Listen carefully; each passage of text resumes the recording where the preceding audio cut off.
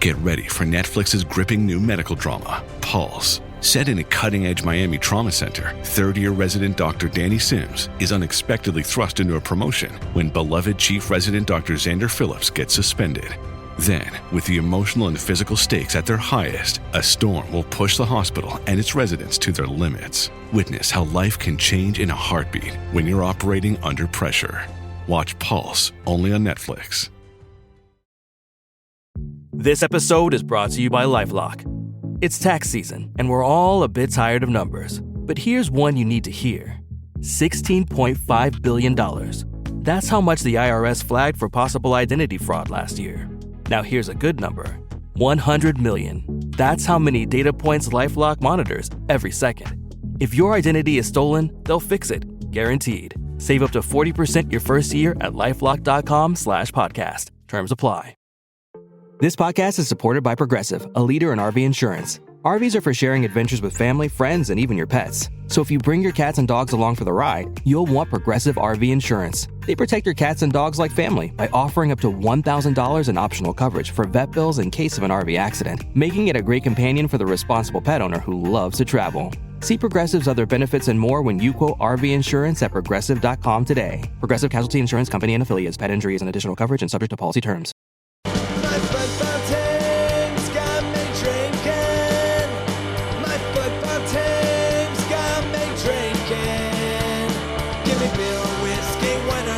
Anything to shake this mood I'm in. My football team's got me drinking.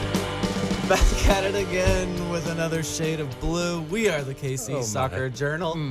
My name is Cody Bradley. We have a very happy studio because soccer is fun again. God darn it. Finally. That's not the only fun thing we've been talking about. This episode is already off the rails. Like, we just started, it is already off the rails. Before I even began, it was off the rails. Carrie's mom is a character. Linda is going to have to be featured on this show. But I want to talk about soccer. Sporting Kansas City won a game, and it was against a rival, Thad. Can't we talk about Linda for a little while? Is it KFC or Popeyes? What was her go-to for No, the bucket it's the of chicken? Sporting bucket of chicken and fries. Okay. Oh, jeez. All right. Guys, there's a lot. There was a kerfuffle on the field after the game. We won a game. I just want to keep saying that because it's real. They actually won a game. They shut out St. Louis 2-0. Are you going to introduce who's here? I don't think we need to.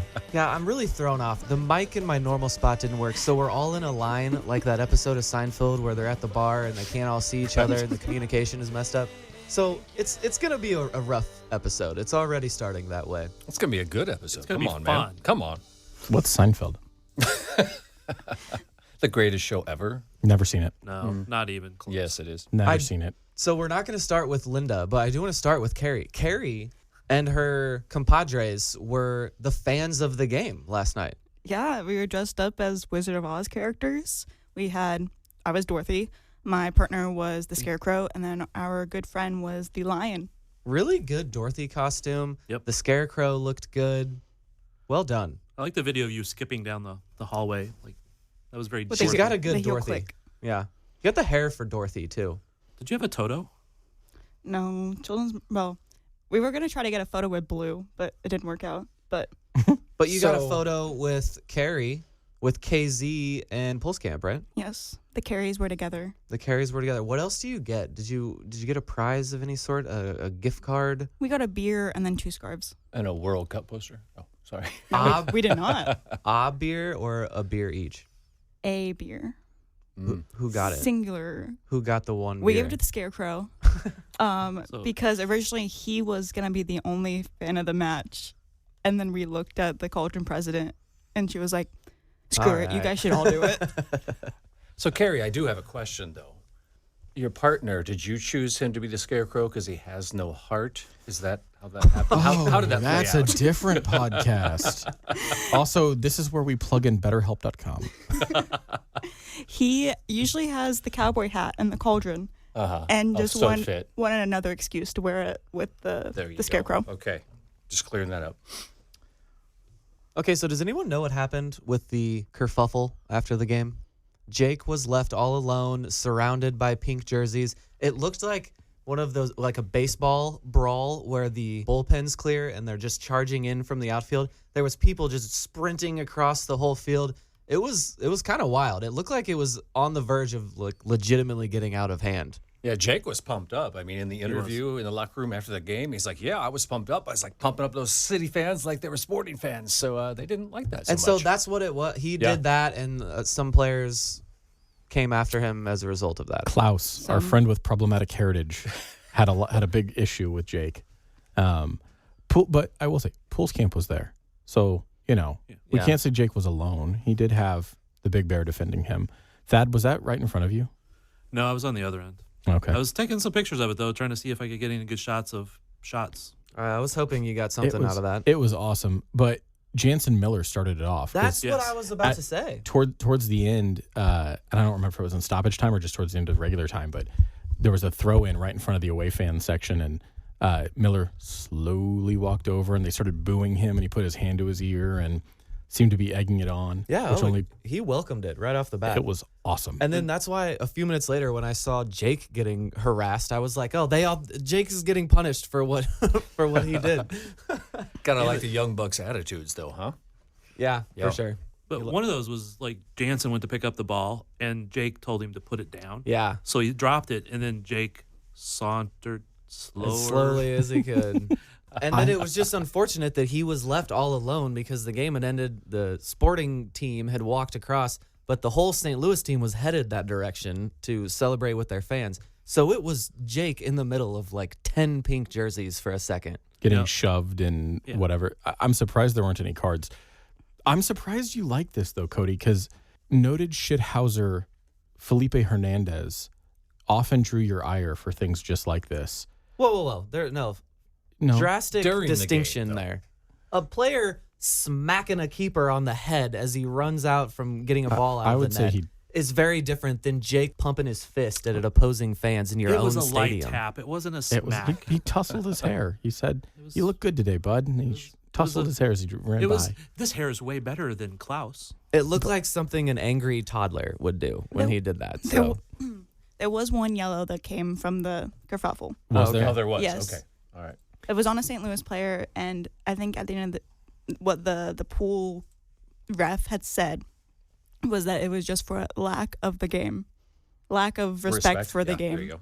okay, we've said kerfuffle a few times. How would you guys categorize that? We always say almost fight. Was it a kerfuffle? Was it a scuffle? Was it a brouhaha? Oh, that's where I was going. Man. I would say scuffle that was a near brouhaha. Okay, yeah. It was beyond an almost fight that we normally see. You see a lot of almost fights. All I know is that it was awesome.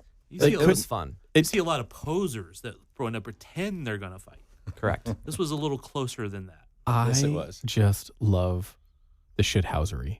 Like broadly speaking, I don't enjoy it in the game, but that player, those fans, like if I could clone Jake and play 11 Jakes against St. Louis just to piss off those losers, I absolutely would. Well, it was amazing. How many games ago was it that Davis, they boo him every time now? What was it a playoff game or was it a regular season game where he was just giving Klaus such a hard time?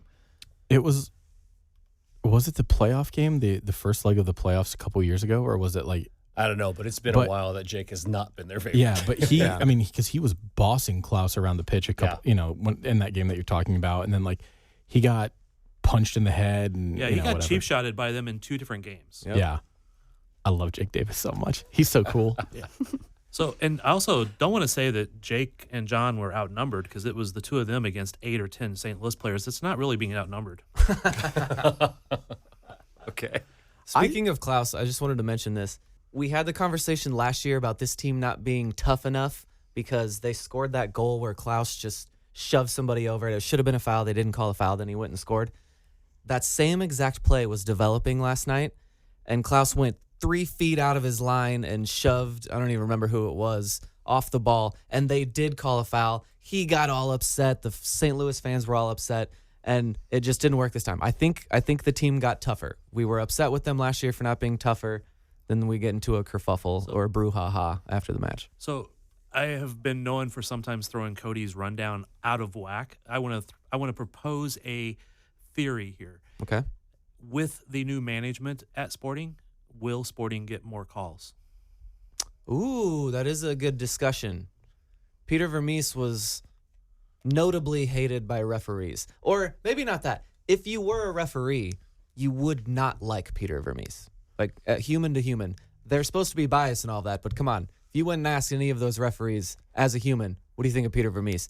Yeah. They hated him. Yeah. Who's your favorite manager? Would not have been Peter. Yes.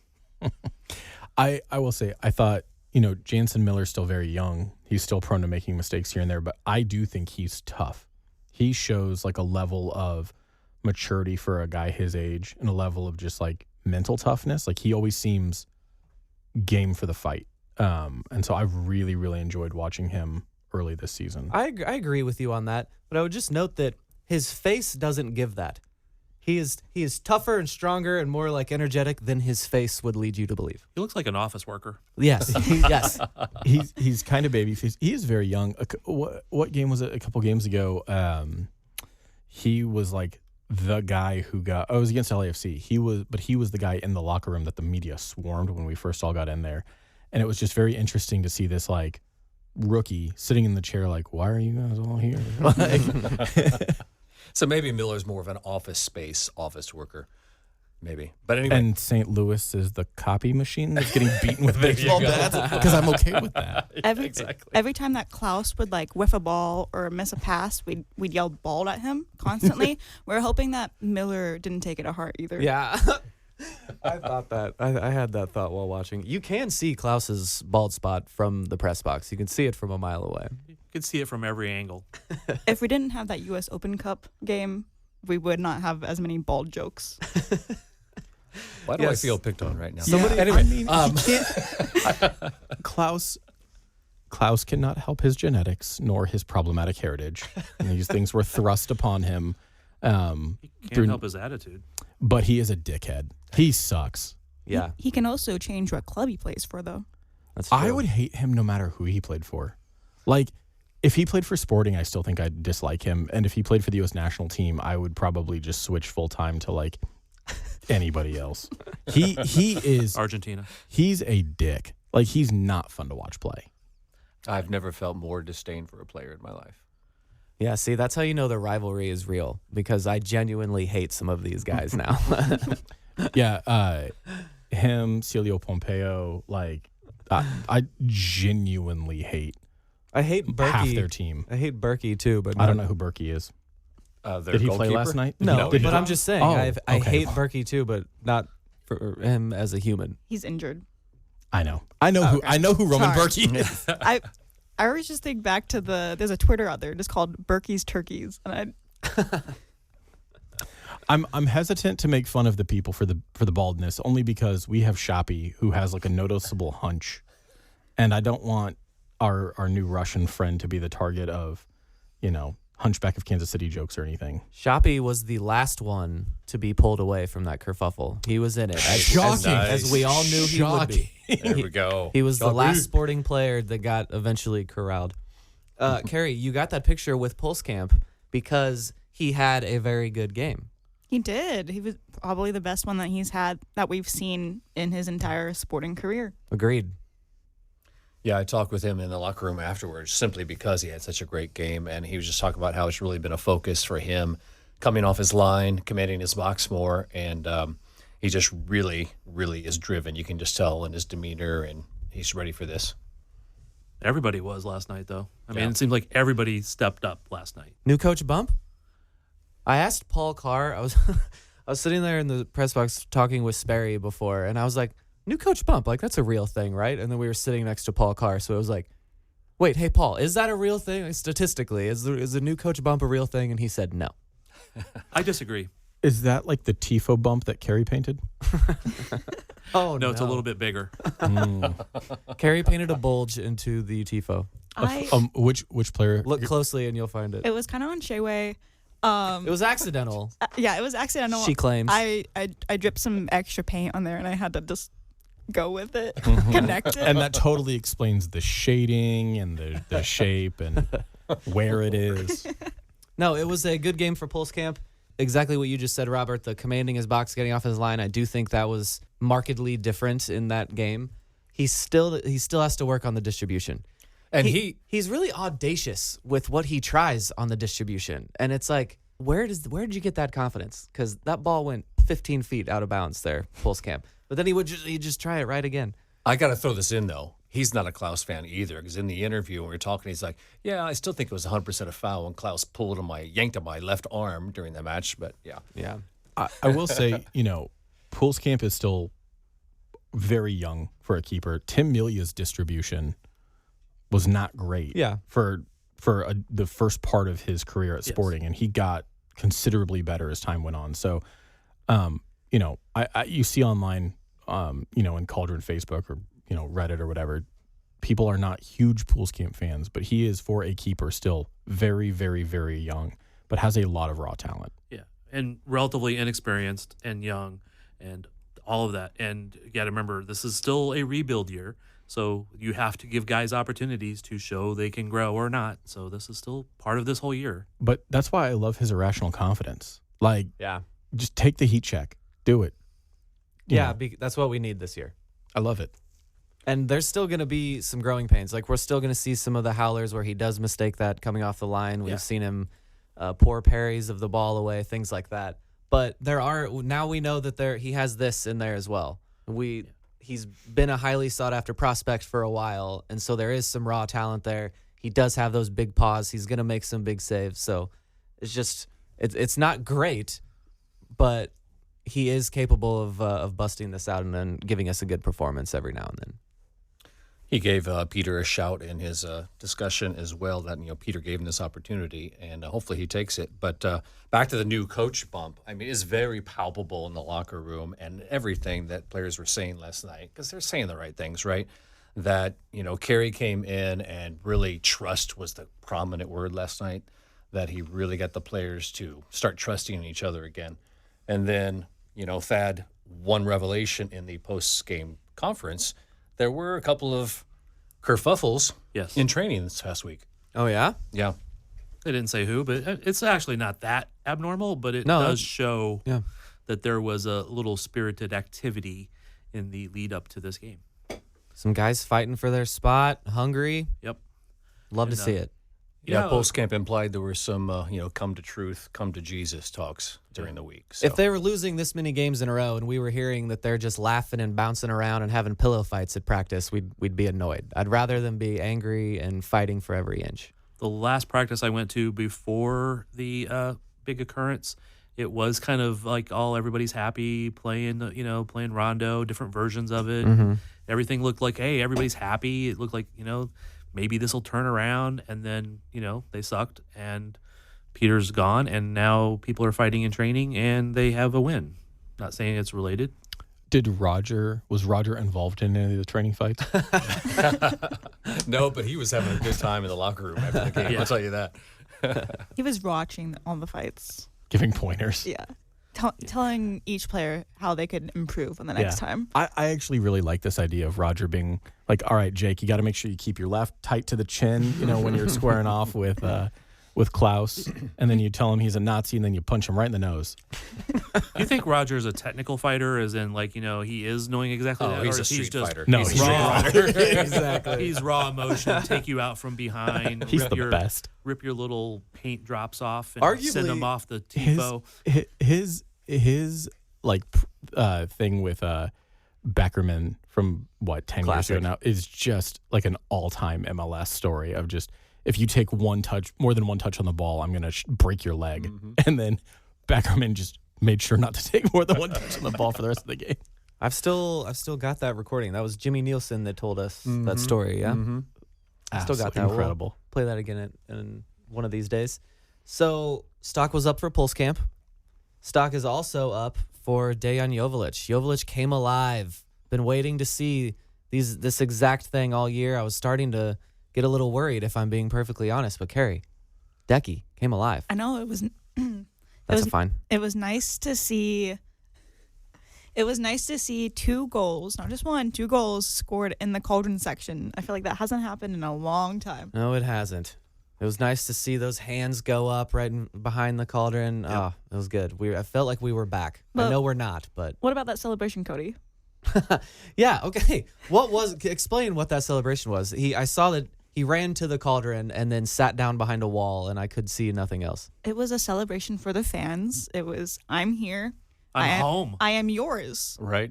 There's Man of the people. There's no place like home. He basically said that. That's where I was going. Yeah. He's But- right in your theme. Yes. Love it. It's like whenever an NFL player does a touchdown and just runs into the. The dog pile. Yes, The Lambeau leap. exactly. But Cody, that's what I was. you- That's what I was going for. yeah, they don't score touchdowns in Cleveland. But Cody, you don't think that Decky is amazing. Because when I was celebrating in our KC Soccer Journal, by the way, go to the kcsoccerjournal.com. That is the kcsoccerjournal.com. And when I was celebrating in our Slack, you were like, this guy, David's so starved for good soccer, he finally sees a goal and thinks the guy's a superhero. Quote. Cody Scott Bradley, 9:24 p.m. Okay. Yeah, I'm not hiding. I'm not shying away from this. What I was replying to was David saying he's too good for Major League Soccer. He is. Yeah, I don't know about that. Not at It the was just moment. funny to me. Like everyone was just so happy. Like, holy shit, we scored a goal. We're beating St. Louis. It all feels good. We haven't seen this in so long. David's in the chat saying hyperbole. It was all very funny to me. Now, for those listening, David and Cody are sitting right next to each other. We can go to one corner each and we can square off. Is that what we're going to do here today? No, I love Cody. I would never fight Cody. Yeah, We bullshit. can get Roger to referee it. But no, I do think Joveljic is. Yeah, you need to explain. Why do you feel this way? I think Joveljic is better than MLS. Like, I think he could, probably not a Premier League player, but I think he has the technical ability and athleticism to play in a better league. Okay, well, if he yes, wanted to. agree. That was the point I was making. On But that scale, a lot of Major League Soccer players would fall under that. That they could play in another league. A lot. Yeah, Yes. I think a lot. Yes, yeah. a lot. A lot. The best 2 or 3 players on every team, you could Yeah. make that argument. Yeah, but also, like, some of these guys are in retirement. I mean, for some of them, MLS is a retirement league. Like Messi. I know. Or like your boy Kevin De Bruyne is coming to MLS. Oh my Oh, God. that, yeah. David It's and I gotta were be talking about that questionable. before. But- he sent his letter to the Man City Yeah. fans. It's coming. He's coming to America, He's baby. gonna Yeah, boss but the where league. is the question? He's gonna San go to Diego. San Diego. No, he's not. No. Why? It's been debunked. Oh, really? Yeah, I missed that. They do not have his rights. Other team has Yep. his rights. I actually saw that while I was at training. I went to the PR guy. I pointed at it, and they're like, "You think a team without a soccer, the chief of soccer operations or a coach is going to go spend that money right now?" I said, I didn't think they were going to anyway, but yeah. I am sure that Don Garber will divine it upon somebody and be like, Yeah. "Hey, Chicago, you are trading the rights to San Oh, come on. Diego." I want to see Cody lose his shit if he ends up here. Yeah, dude. But we, Oh don't, my we God. don't need him. We have Manu. Exactly. But no, He'll end up in Joveljic, St. Louis and Jake will break his leg. Joveljic is he's quick. He's got strength. His first finish, the first goal was a nice clinical finish. Oh, that great finish. The second one was like a great reactionary finish because Yes. the initial shot was really good. And credit where credit's due. The St. Louis keeper made a nice save to knock it up and deflect it off Oh, the bar. he but- did. yes. I yeah, didn't he got a even see hand that. to it and pushed it up to the bar. But Okay. you know, that is a rebound shot that other people in the league, other people on this team, like William upon first reference, Agata would probably then launch over the bar. Willie sends that 20 feet over the bar. No, it was difficult. The speed at which it came back at him, the height of where he had to lift his leg, and he still had to beat the keeper who was still right there. Well taken. But Joveljic did a lot of really nice things. You know, he makes a lot of good runs. He stretches the defense. And prior to last night, we weren't playing with any sort of speed or pace to take advantage of that skill set. Last night, we finally seemed to be recognizing those runs and utilizing that. But then it was also, at the end, he was very, very effective at helping kill off the game. His ability to keep the ball, to play out in tight spaces and just maintain possession to, you know, keep the ball away from St. Louis. Like, I think the dude's class. Like, he is a true DP striker. I don't know who said it in the post-game locker room, but it was an emphasis all week to when we got the ball to go more direct. And, you know, that was clearly evident in the match. So Garcia's game was stronger because of it, and obviously Dejan's as well. Yeah, he kind of set back more. Manu was a little bit farther back, and so he was also helping the play make that. And closing out the game, Eric Tommy deserves some credit there too. Oh. Yeah. He did a ton of Yes, he dribbling. did. He was That great. thing we hate him for sometimes paid off in spades last night. He was great. Tyson Toy came in, had some good energy too. He covered a lot of grounds, was filling some gaps. Because I was very nervous at the end of this game. Like I was waiting for them, even after the second goal. I was waiting for one in the 90th that they were going to get one back, and then it was going to be dread the last 5 minutes. So I was watching it very closely. I wasn't confident. And yeah, all those subs came in, good energy. Everyone covered a lot of ground. Did well to close this game out. I also liked that curler that Decky hit, and then how pissed he was that it got saved. But that was a nice piece of play. That was to kind of create it out of nothing. Well, and the first goal, like I said, really well taken. And it was good build-up play, but Manu missed that pass. Like he almost sent Decky too far outside. Yep. And arguably he did, and that's why it was just such a really well-taken goal. But I will say credit to Manu for that turn, though, in the midfield, because that was nice to be able to receive the ball and have his body turning as he received it so that he could immediately explode forward into the space. Like his final pass wasn't perfect, but that was a really, really nice play. That turn... Stock is up for Manu. Yeah. That turn is the best aspect of his game.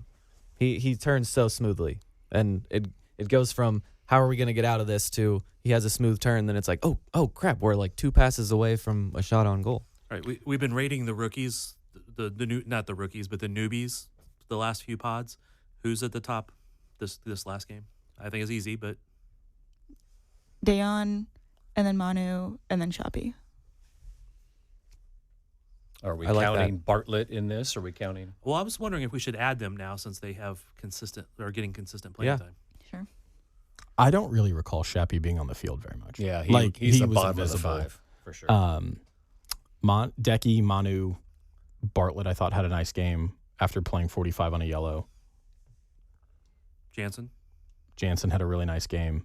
I don't know. Can they all be in a tie for second after Decky and then above Shapi? Yeah. Like, can it just start with the top and then the bottom and then cluster the rest of them together? We're talking about a bunch of people who had really good games, but we were also talking before we started recording. This was a really ugly game for a lot of it. Like, there were embarrassing sequences where both teams they're running into each other and the ball just bouncing around. It looked like a JV soccer game in high school. Well, there's a reason that St. Louis has only scored, 2 goals, and we scored 6 coming in, 3 in one game. Yeah. But, Miller, very composed on the ball, very calm in the moment. We kind of alluded to that earlier, so that's what I really like about him. Bartlett, he's still got a few moments where he's hesitant. He doesn't have the confidence to go forward. He goes backwards, goes sideways a little bit more often. So I would definitely say Miller above Bartlett there. But one thing we alluded to earlier that I did want to bring up is, we gave Peter a lot of crap for his subs. Like Carey's subs last night, I'm not saying they were any better than Peter's, because again, we give Peter a lot of crap about that.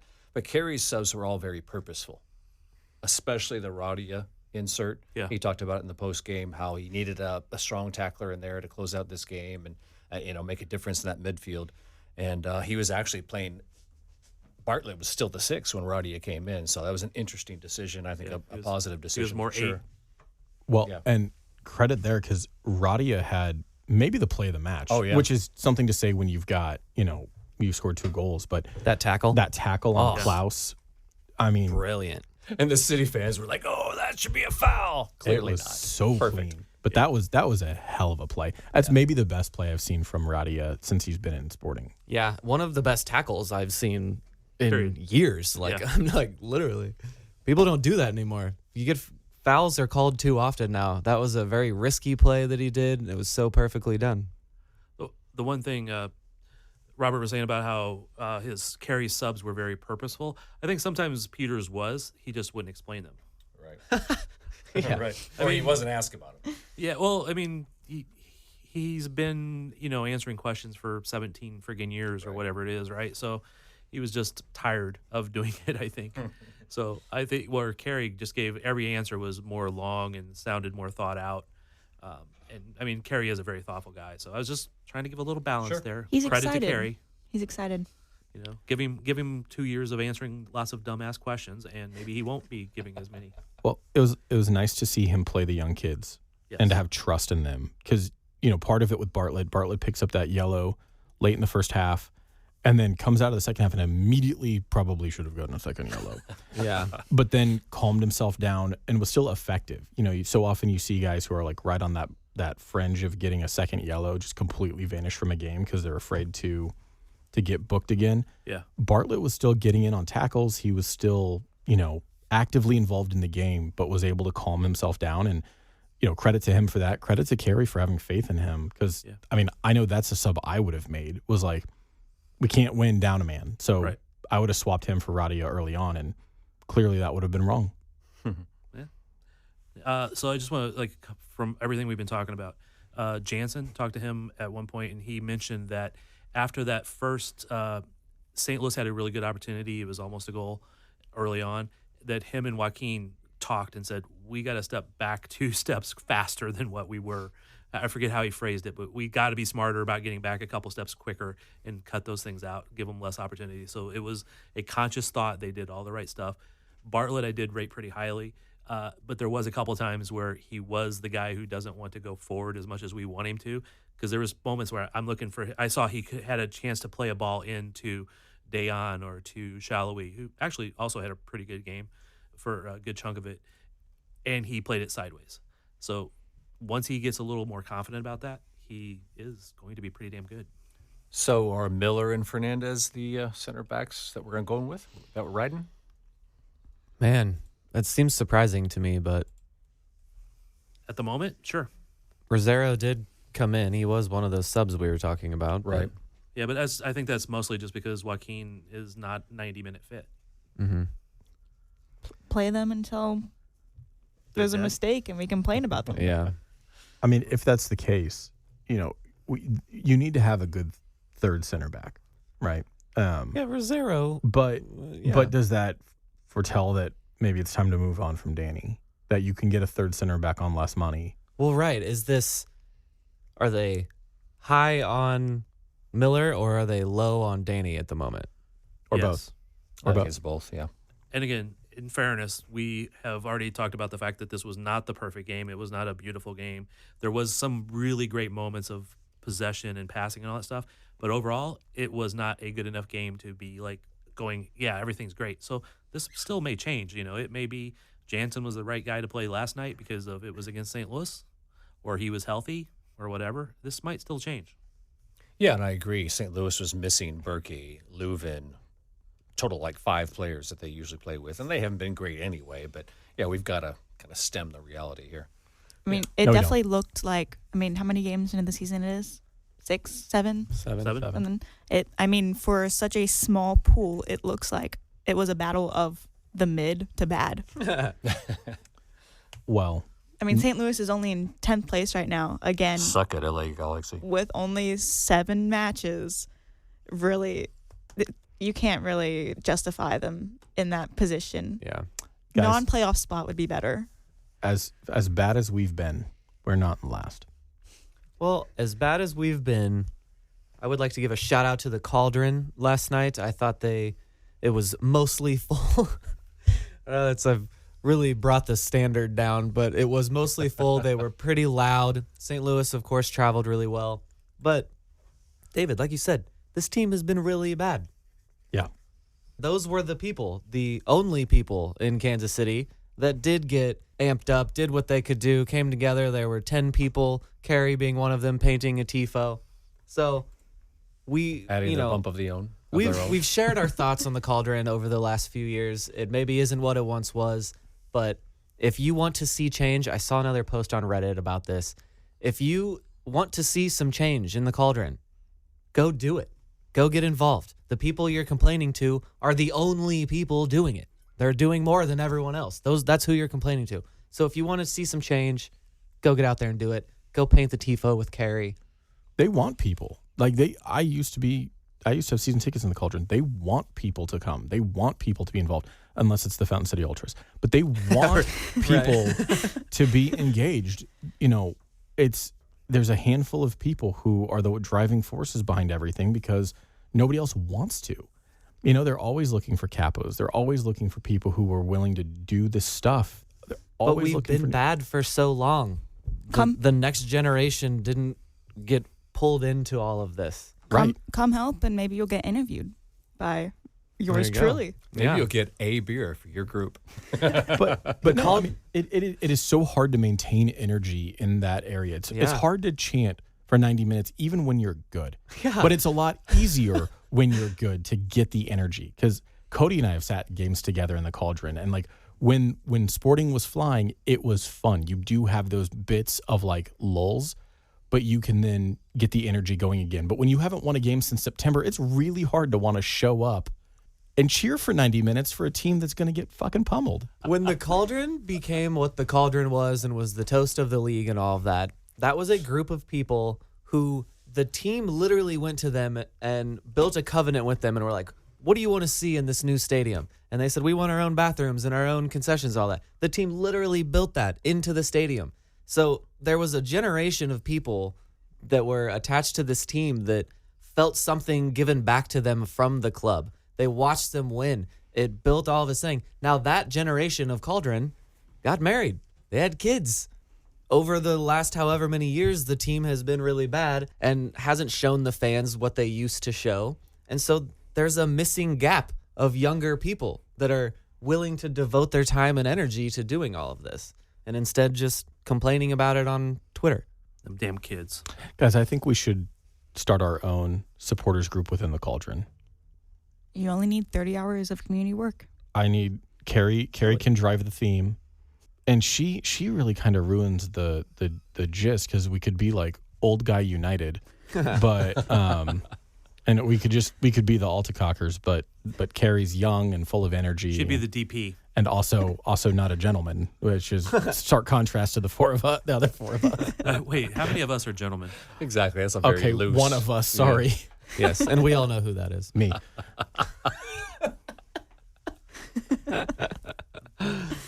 Okay.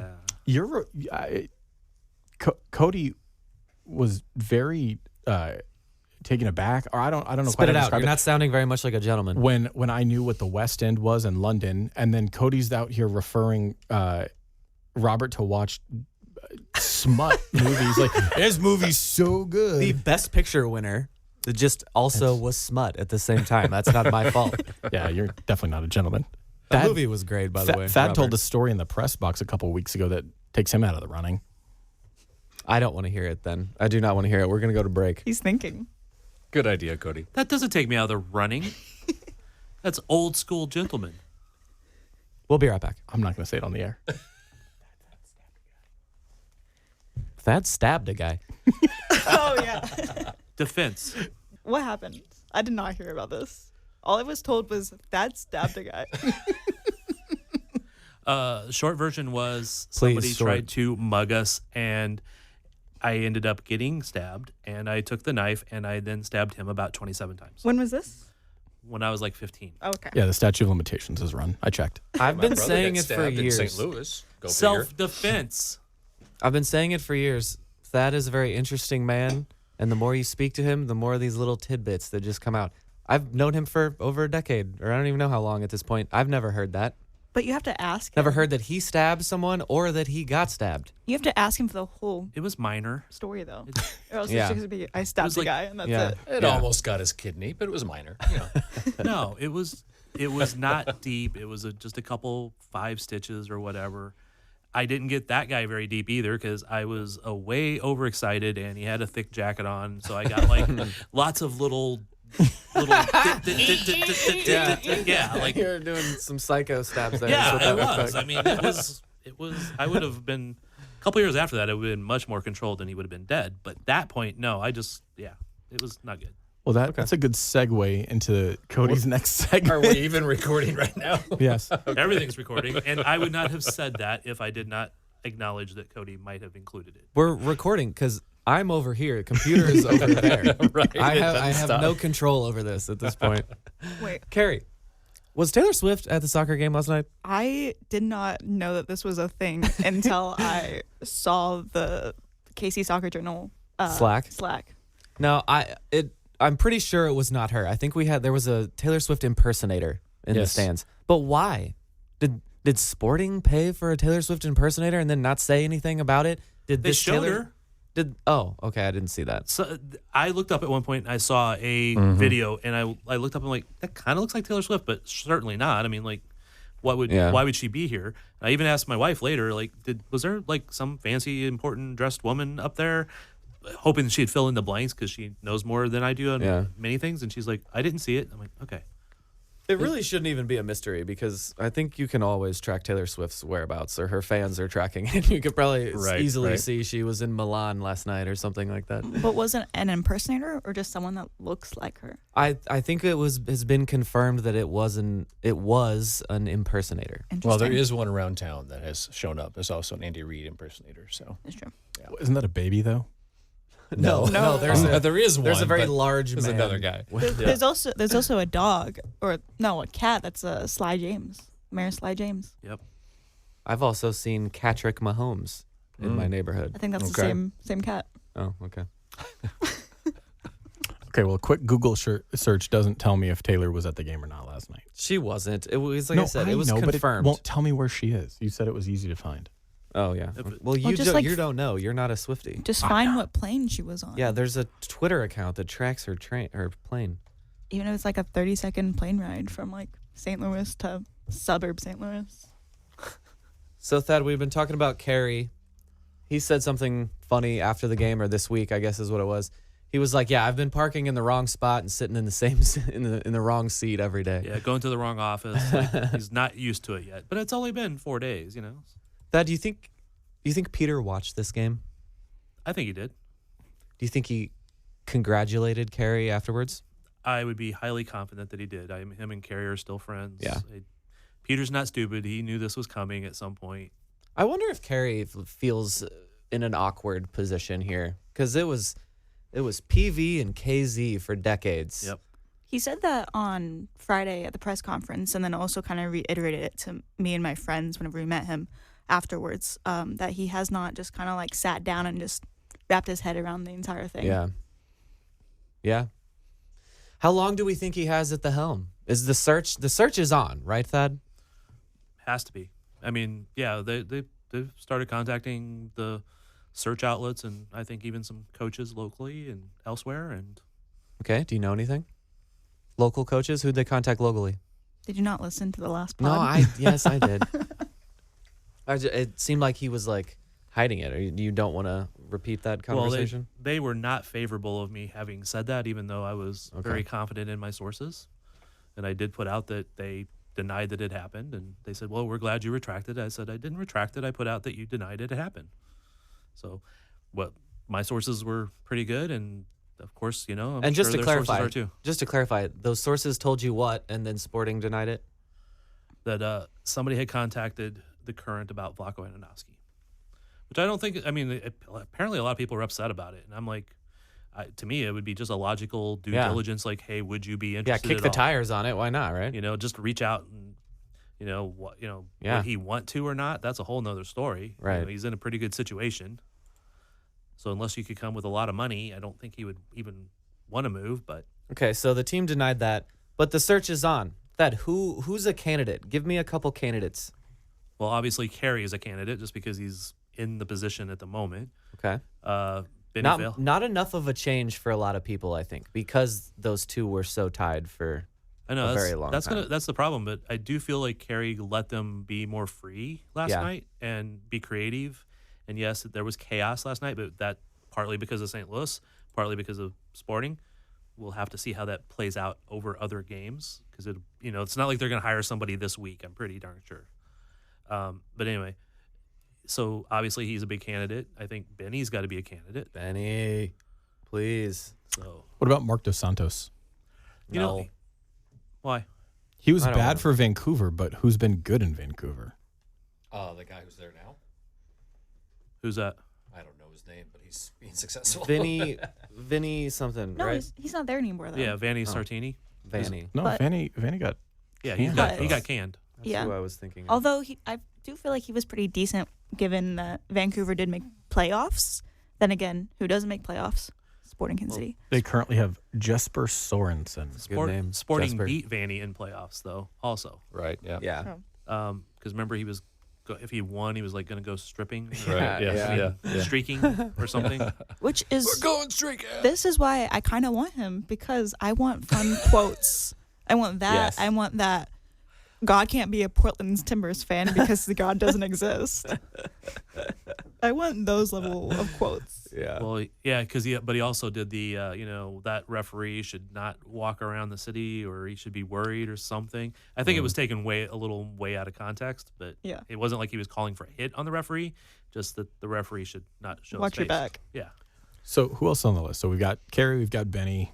I think Mark Dos Santos is probably on the list somewhere, given that he's got ties to the club and prior coaching experience. Well, I mean, more than the ties is that he was, at one point, he was rated in the top 20, 25 coaches in North America because he had so much success at every place, even with SKC2 or Swope Park, actually, back then. But he had success everywhere until he got to Vancouver and, went to the hole that was at the time. He's the assistant at LAFC now, right? Right. Yeah. Okay. Or at least he was last time I checked, yes. No, he is. So who else?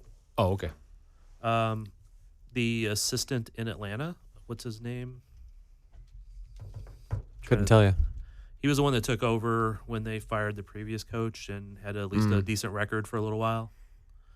Well, as an interim, then they brought in somebody else. Kenny Miller, Matt Laurie, Carl Robinson, Elliot Parrish. Those are your options. Way to be prepared, Thad. Let's get Robinson in there so that we have both a Carey and a Robinson on. Carl. Because that should be our goal. Yeah. What about Hervé Renard? Or Hervé Renard. That is one candidate that I liked in the U.S. soccer search. He's the current coach of the French women's national team. But he's that guy. Someone just said something that made me think of it, that he has been successful everywhere he's been. This guy's done it at clubs. He's done it with obscure national teams, men's and women's. I would love to see him come here. Obscure national teams? Like Zambia and like Botswana? Yeah, maybe Botswana. No, I don't think so. But Morena Remaraboli is available. To be fair, Zambia's women's team has some really good players. Yes. Barbara Branda. There you go. All right, so Ange Postecoglou is going to come available at the end of the Premier League season. See, I didn't just pull Zambia out of my ass. He actually did coach Zambia. Women's? Couldn't tell you that. Or men's? I think it was men's. Oh, okay. I was thinking men's. Did I just plug Accurate. Barbara Banda then? For nothing? Zambia, Angola, everywhere this guy goes, he jumps into a new situation and starts having them win games. And he's absurdly handsome. Just a debonair Frenchman. Wouldn't you love that as our coach? That would just be awesome. Is that something you look for in a head coach? Well, some we people's also had that moms do. conversation. Yeah, moms liked Peter Vermes. My mom and sister always liked Peter Vermes. Carey is wildly handsome also. So let's just keep that going, right? He's got good blue eyes. Carey's got some dreamy eyes, doesn't he? all right, so I'm going to piss Cody off here because I don't think it matters who the head coach is as much as it matters finding the chief of soccer operations. Okay, yeah. Because that person is going to be the one that's going to be in control of a whole lot more. If that's the case, then just hire Benny. What are we doing? Just hire Benny, get him on board, and figure out the coach, the CF whatever later. Well, I mean, do you need that if you've got? Because not every club has a chief of soccer operations. Well, right? we don't. So we have Mr. Burns as technical director, general manager, whatever you want to call it. Excellent. Excellent. And then you've got a manager. What do you need a chief of soccer operations also? Yeah, who's going to run the academy? Who's going to? Sounds like a technical director to me. Sounds like a Burns. Well, thing. yeah, that kind of idea. Do you really want Mike Burns doing that job? Or do you want him to focus on Do you have doubts? player acquisition and things like that, focus on that aspect of things? We don't want another Peter situation, right? Does every other MLS team have a chief of soccer operations and a technical director? Yeah, but Burns isn't a technical director. A sporting director? What's the Yeah, difference? What's the difference here? Well, I think it's just a title and what each team individually chooses to call that title. It's arbitrary. Yeah, it feels right? like that changes every couple of years anyway. What's Yeah. the popular title for this right now? Yeah. Although I have heard him Different say, Mike Burns I'm looking at over here. I have heard people say, yeah, we had a meeting with all the soccer operation chiefs, the chiefs of soccer operations. Like there is a meeting for that. So, but it could be the technical director, GM that fills that role. It's just how you divvy up that power in the team. You can probably do it a bunch of different ways. so you want someone who's going to direct the direction of your club as far as the way we're going to play, our philosophy, and how that's all going to go, and then hire a head coach that fits with that philosophy so it's all working together as opposed to, one guy doing everything here, right? Well, I don't know. Again, there's so many different ways to do this. So, like, Columbus has been very successful over the last however long, right? Tim Bezbachenko is president and general manager. You nailed that last name. Well done. Thank you. Thank That's you. a There's mouthful a Z, just looking there's at an it. H. What was there's a it? K. Bezbachenko. Oh yeah. But he was very successful in Toronto, then moved on to Columbus. But like, that's a guy who he's president and general manager. So he is occupying both chief of soccer operations and the Burns role of being the general manager. Good. So He's Jake Reed too. I mean, I don't know President, that he's right? involved in the Yeah. business. Jake side of Reed's things. president. Yeah, but it's the title. Jake is president, Right. but he's not on the soccer side. So every time people blame him for the team sucking, they can blame for the quality of the chicken in the bucket, but they can't blame him for the soccer operations. Right. So it's just, there's all these different teams are set up differently. So Yeah. I don't know that we need one. So you want Burns to be the one, or the head coach to be the one that is dictating everything, just like we had with Peter, more or less. I would rather the focus be on rebuilding the roster right now for the next 2-3 years, and then all that other stuff that will come to fruition later. So that's a head coach to you? no, It's Burns. We would no, need, it would be. I'm saying maybe this chief of soccer operations. That's like next year. You like care we would about need Burns to take that spot right now, so we don't get in the awkward head coach position that we had with Peter. Mike Burns reports to Peter, but also Peter reports to Mike Burns. Exactly. Right. Whatever. Yeah. We gotta fix that You don't pyramid. need a burning Peter Burns thing. Yes, But, like Chicago Fire, Berhalter's director of football, head coach, they have a sporting director and they have a general manager. They also have a head of recruitment, director of performance, head of strategy. Like, they have a very built out footballing operation for I'm a not team sure that's Chicago's a good garbage. example, but Well, no, but I mean, like, they have a lot of people occupying spaces in the front office. I don't know that there's a right or wrong way to do it. The right way is what works. So could which means Burns- we've been doing it wrong. Sure. But do you need a chief of soccer operations or it just really depends on. Click on that job offer on LinkedIn. Sorry. I want to see what it. It's a LinkedIn for director of match day operations at Major League Soccer. I think you would thrive in New York, Cody. Must know Microsoft products.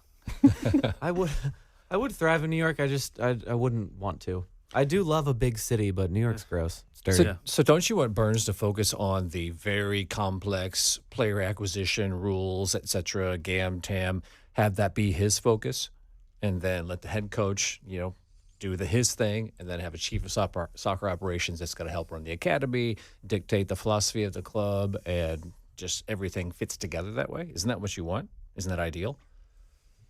I feel like separating the academy from the rest of the senior team It's is not separation. It's just well. I think that it's more ideal because then you kind of it's not too much to handle. Of course, there's going to be some overlap because you're going to want to call in the youth players, but when you're trying to rebuild a roster like what this team is doing right now, and probably over the next, honestly, 2 seasons, then you're probably going to want something that's a little bit more separated, that's focused on that senior team.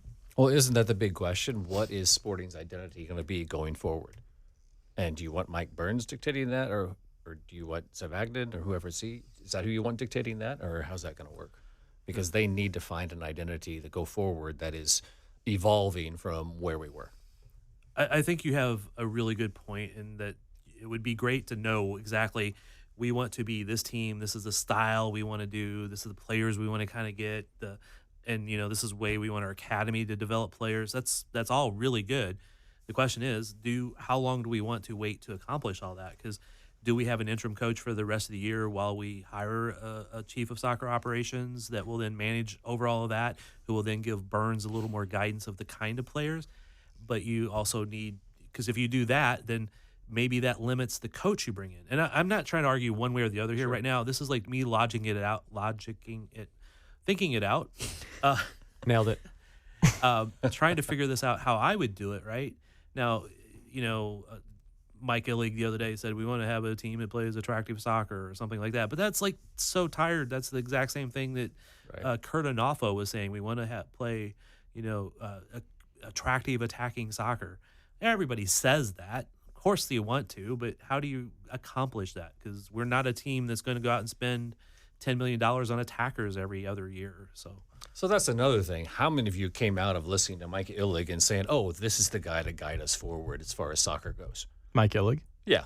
Nobody who was listening to that thought that at the end of that discussion. Yeah. I don't think I've ever thought that about Mike Exactly. Illig. That's the only time he's ever That's spoken. the issue. Yeah. Who's the guy going to be that does that? Well, and can they hire that guy? He looks like a soccer executive, Doesn't he? Okay. he looks like the son of a billionaire. Yeah. Yeah. I don't know that looks like a Which soccer are most executive. soccer executives. Son of a. Yeah, okay. I like Cliff. Cliff's a nice guy. Yeah. But, it is important to get some of this sorted out sooner rather than later because we can't. The downside to Carey being an interim and trying to build a roster is that we have a transfer window coming up, and if we talked about this being a multi-window rebuild. Can you just afford to punt on a whole window because you're not sure the style you want to play, et cetera, et cetera, et cetera? Well, no. And there's already that $275,000 GAM deal or TAM deal that we got, right? Yeah. Rumor that I've seen that Agata may be on the way out. Who knows? But anyway. But yeah, I mean, is the goal to make the playoffs? Sure. If that's the goal, which it has to be, right? Then, yeah, you've got to get this next window right or the end of this window right. Yeah. But it does sound like all of the power is with Burns. That you ask all those questions, how do we want to play? What do we want to, it's all just whatever Burns wants, right? At the moment, yeah. Well, I think it's whatever Burns and Carey agree upon at this point because that's who's there. Yeah, but come on, how much sway does the interim coach have? He's the technical director, or the sporting director. It's all him. He's deciding all of it right now. Well, when you've been the assistant coach for 16 years, 15 years, versus a guy who has been here for Less than a year. Yes, less but than aren't a we year. trying to get rid of what led us to this point? Like, isn't Carey too closely tied to the way we were doing See, look, things, and I now said we're this- trying to I change said this it? last week, and there were a lot of people on Twitter that weren't adding Casey Soccer Journal, but you could tell that maybe they listened to me saying that I was afraid that they were too close. And everyone's arguing they are two different people, which I get that. But I think that because there's just been so much change, even with Peter, like Carey is going to bring in at least slightly different ideas. And so you're going to... I think we saw that last night. Yeah, he's going to have still some of the pull because he is going to have to, coach these players for who knows how long. Plus, again, he's been the assistant coach for 15 years versus a guy that's been here for 6 months. Yeah. But I mean, look, if the ownership says we want to play attractive soccer, which is what most clubs say, Yep. right? They're And then saying the right things. they say this is how we want to play. Carey is different than Peter. They are different tactically, but that doesn't mean that, and it doesn't mean that when Carey trots out a 4-3-3, that everybody should be like, oh my God, this is just Peter Vermes all over again. Because the formation matters very little in comparison to the tactics, right? So unless you're playing like a 3-man back line, that's very different than playing 4 in the back. But a 4-2-3-1 versus a 4-3-3, like they can be played the exact same way. It's how you tactically choose to set up within the formation is more important, right? Yeah. But as long as the directive is play attractive soccer and identify good coaches, then organizationally, I don't know that you need a director of soccer operations or whatever it is. You have an academy director who's supposed to work with the general manager or technical director and the head coach on what the pathway is. Do you need somebody who can just say, like, we want to play attractive soccer? Go get the players. So are you guys on the train of let's ride out what we've got, Burns, Zuvagnin for the rest of the season, and then in the offseason we see our direction, our full direction? I would like to see a manager be hired before the transfer window opens. I'm good with Burns. Look at who Burns has brought in. Jansen Miller's been solid.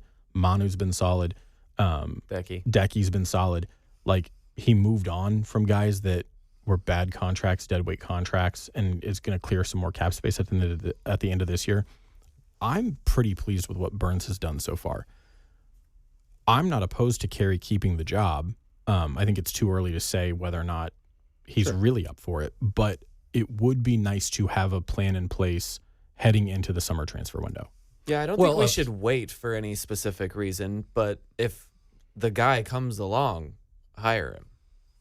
Right, but choosing a player that turns out well and performs well in the field and choosing this player is not how a soccer operation is run. That's just like, okay, someone can identify talent. Good. But that's not how a soccer club is run. So they need somebody that's going to be that overarching person who runs the club and has its direction. But let's go back to the coaching bump. Yeah, it's there, but is it going to last? And we'll have to see that. Carey has a whole another week coming up here training with the team, and I'm sure he's going to institute some more things. He implied as much last night that he hasn't done a whole lot, and he'll have more time coming up. We don't play till Sunday, so it'll be very interesting next Sunday to see what we see on the field. And how different will it be? Yeah. So I think in the interim, yes, Burns is the chief of soccer operations by de facto of they don't have a lot of people, right? I mean, there's a shortage of people across a large amount of the team at the moment. Management, coaches, etc. They got to fill those people at some point. You don't want to hire a coach until you have a head coach, because let the head coach help you out with that, right? All these things. There's just all the stuff to it. So I would just want to see, if I was Mike Illig at this point, I would say, hey, search firm and you go find me people that we can start to talk to and interview. And maybe the right guy comes along in 2 weeks. Maybe they don't come along until the season's over.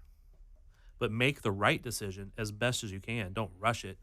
If you have, like a lot of teams, when they lose a coach, they have an interim coach, they hire somebody, and the next year they're getting rid of that guy and going on to the next one because they're rushing into it. Well, Illig did say they have two separate firms working on probably those two separate roles. Right. Hopefully not the same firm that did Gavin Wilkinson. And also he said they've been inundated with people who have been contacting them. So I just wonder who some of those people are. I'm one of them. Are you? I think I would be a great director of soccer operations. We'd want to play very attractive attacking soccer. I'm proficient in the entire Microsoft Office suite. Some soccer. I know a little bit. I've read. He's coached 6-year-olds. I know the words. They were 3 at the time. Thank you. Okay. I've read Inverting the Pyramid. I know the history of formations and tactics. Is Ike Opara like a super dark horse candidate for manager? He's an assistant with the twos. It would have to be super dark horse because he would have to leapfrog Benny. Yeah, because I think Benny would be ahead of him just in that fact. Would Benny bring Ike to the first team? I would guarantee you that Ike would not want that job. Ike's not that guy. Yeah, I remember when we talked to him, asking him about the coaching licenses. Yeah. And he had one, and there's another one he can go get, and he was like, the only reason he became the two coaches because Benny wanted him to be. Yeah. I mean, I think he's having fun with it. Otherwise, he would have left when Benny left. Right. If we hire Benny, does he bring Ike to the first team? Yeah, I think so.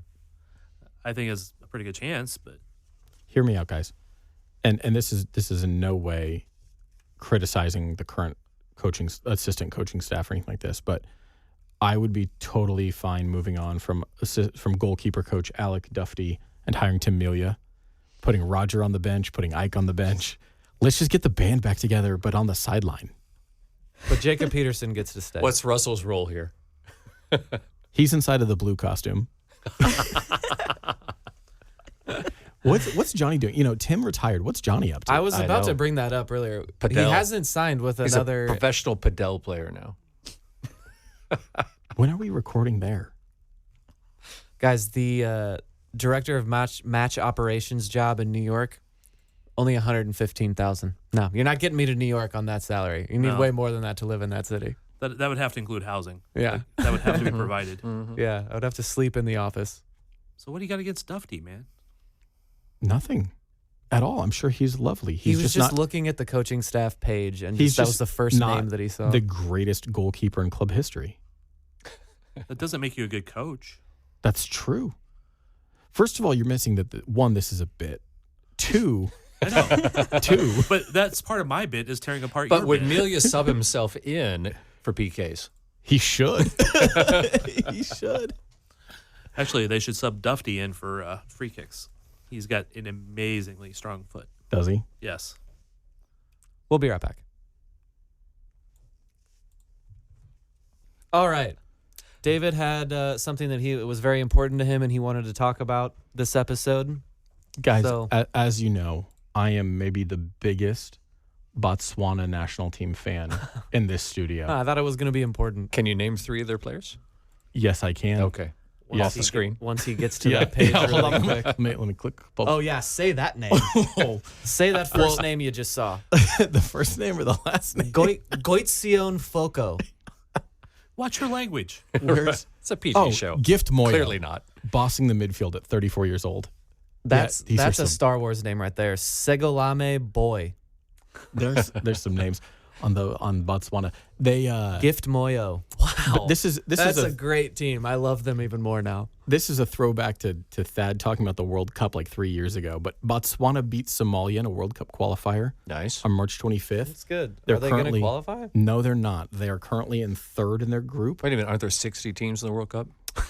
Sure, but for the African Federation, they have groups A through I. The top team moves forward, and then there's a second round. Like the second place in your group gets you to a second round playoff. Botswana is currently in third. They're 3 points back of Mozambique. They've got Algeria, Mozambique. They're Uganda, beating Uganda and Somalia. Guinea, and Somalia.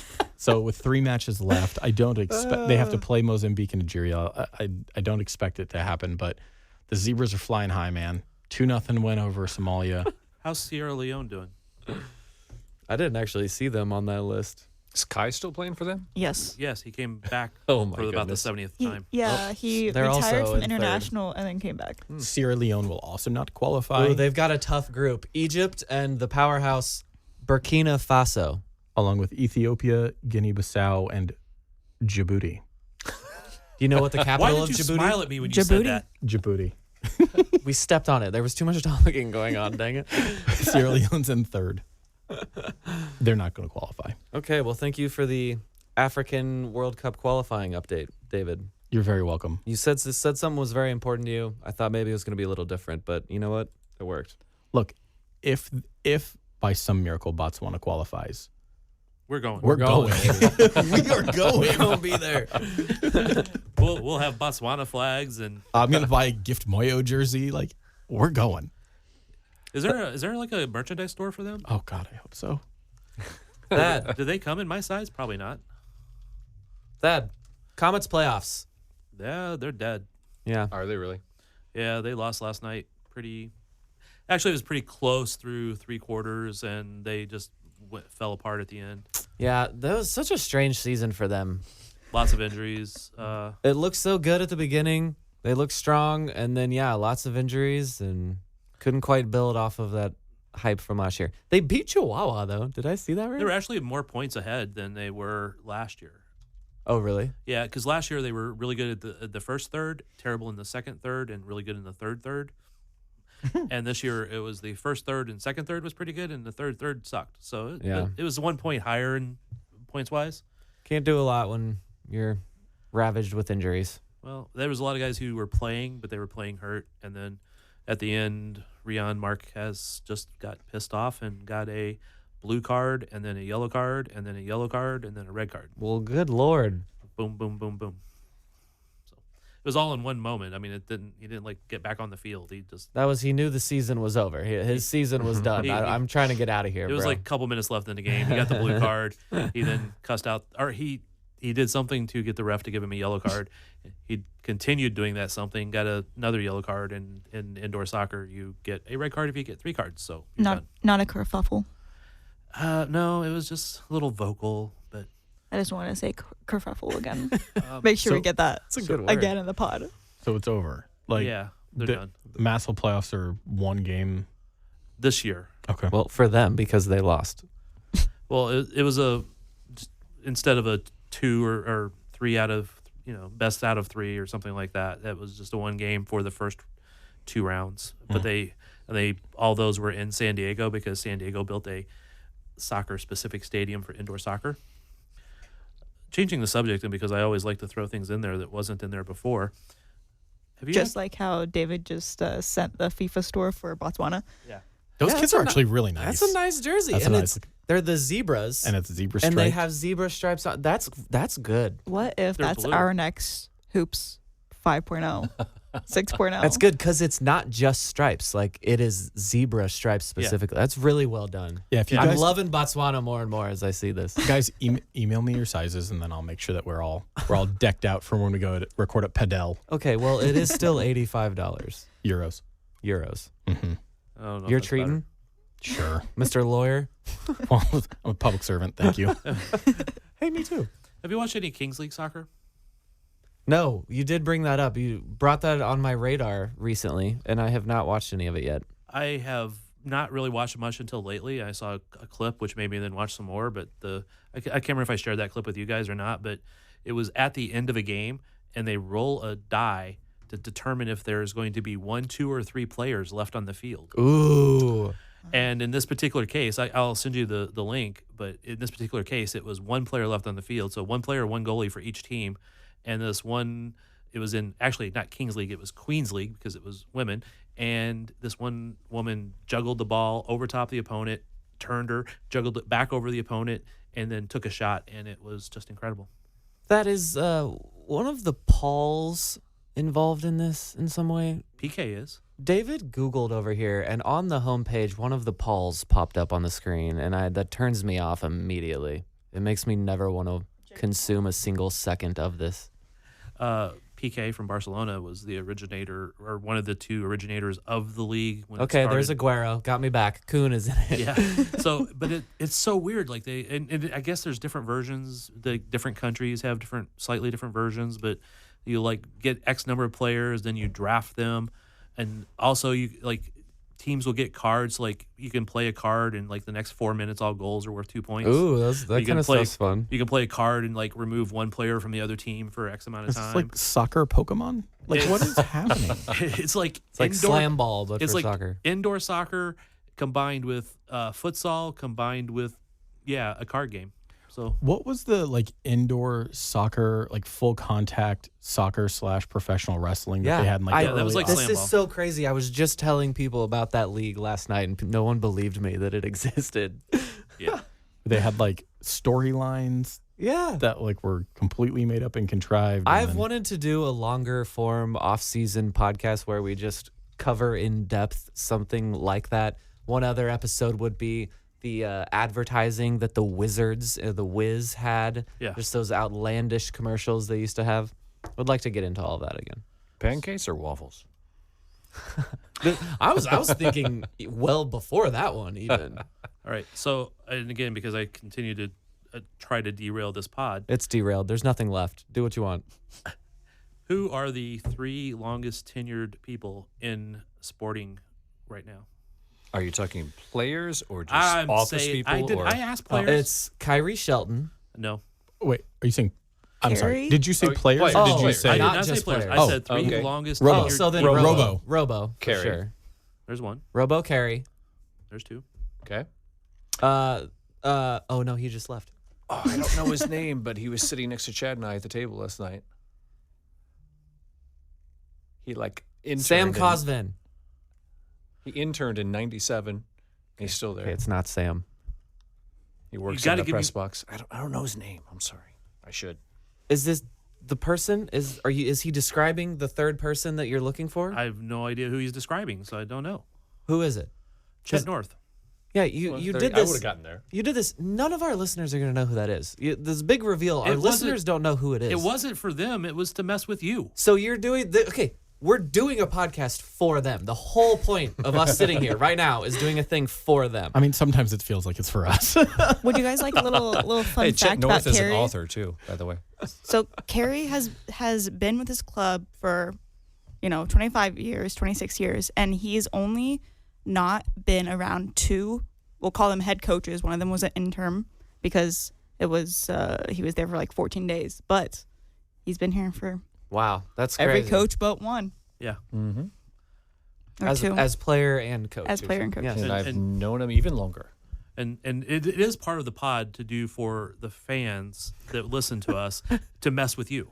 So I have got compliments. By the way, thank you, Joel, for listening. Specifically because we have fun and we mess with each other. And Cody, you are a prime target. Okay. I'm not talking about the Mexico-Jamaica friendly. That is completely meaningless. I don't want to do that either. The only thing on here was the current. The current are off for the international break. Yep. Yes, but they played.